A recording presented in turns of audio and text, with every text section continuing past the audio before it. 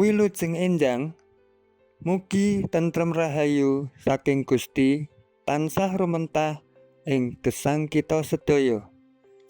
Nepangaken kula Yusiwanto ngladosi minangka diaken wonten pasamuan GKJ Ngalian Semarang.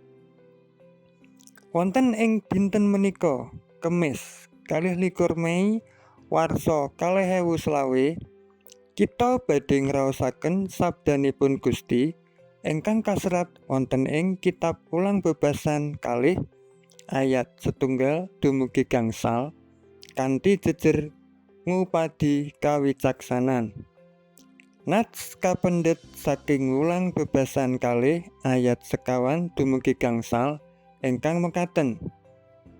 Menawa iku kok upaya kaya golek salaka lan pangoyakmu kaya mburu raja brana kapendhem, kowe bakal nemu pangerten bab wedi asih marang Pangeran Yehuwa.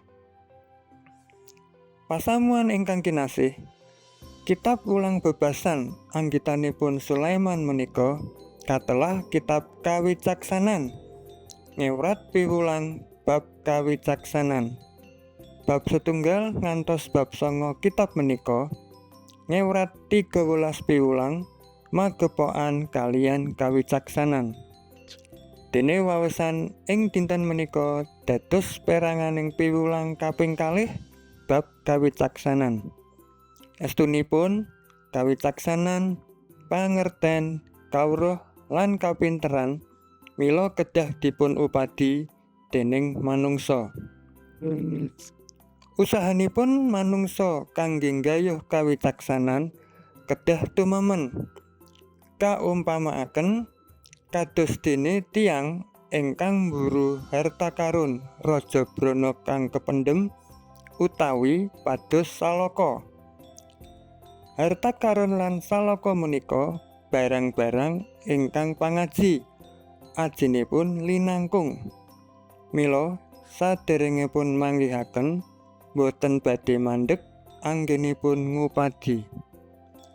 Punika nyanepaken anggenipun manungsa ngupaya kawicaksanan kedah serius.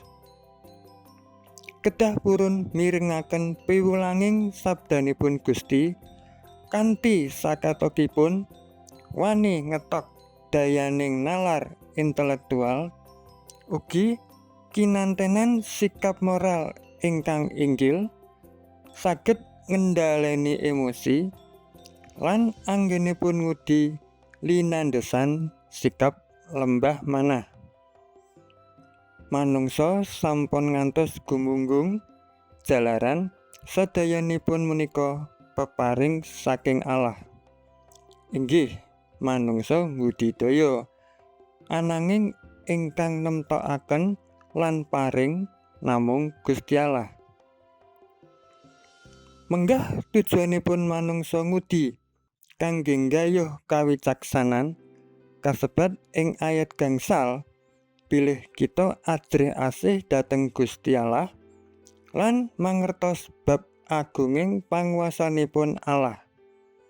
Cariyos ing kitab Para Rasul gang 11 ayat 36 dumugi 20 kalih mbuktekaken anggenipun para rasul ngrampungi perkawis bab gesehing sikep antawisipun Paulus lan Barnabas linandesan anggenipun pasrah dhateng kersanipun Allah kanthi neges kersanipun Gusti Allah.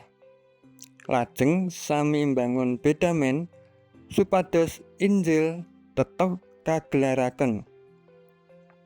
Tiyang wicaksana ketitik anggenipun ajrih asih dhateng Allah, setya ing iman dhateng Gusti Allah lan ngluhuraken panguwasanipun Allah.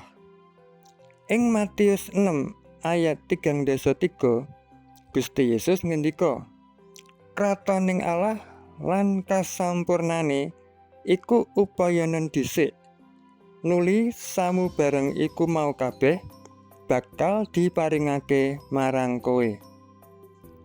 Ngudi bab kratonipun Allah dados landhesaning gesangipun. Lah menika sikepipun tiyang ingkang wicaksana.